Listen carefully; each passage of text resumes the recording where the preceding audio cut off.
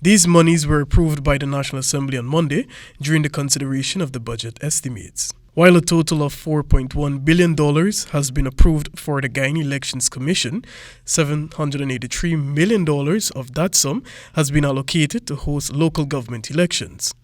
However, this figure was not approved by the House without a number of questions from opposition members David Patterson and Ganesh Mahipal.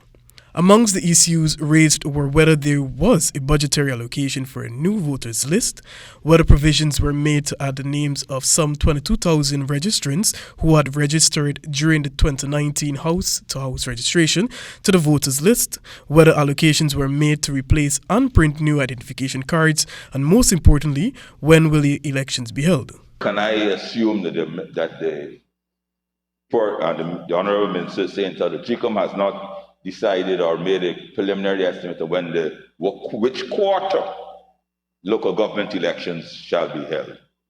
Right, which quarter, not date, which quarter, because obviously that is how you will allocate. So there's no decision from GCOM, you're saying, which quarter of 2022 there will be local government elections. In response to these questions, Minister of Parliamentary Affairs and Governance, Gilti Shera, relayed that monies have been allocated to print and replace identification cards. However, as it relates to a new voters list, it was not noted that no decision has been taken by the Commission for same. And when it comes to the time frame for the elections, she had this to say.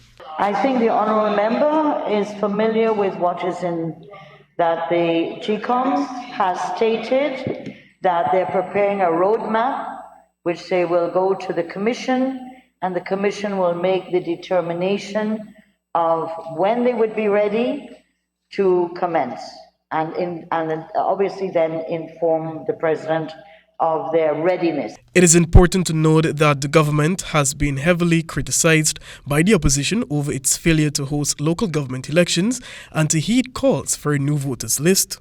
While monies were allocated in the 2021 budget to execute the LGE, that process was aborted due to structural issues since the then Chief Elections Officer Keith Lowenfield and other top officials were terminated.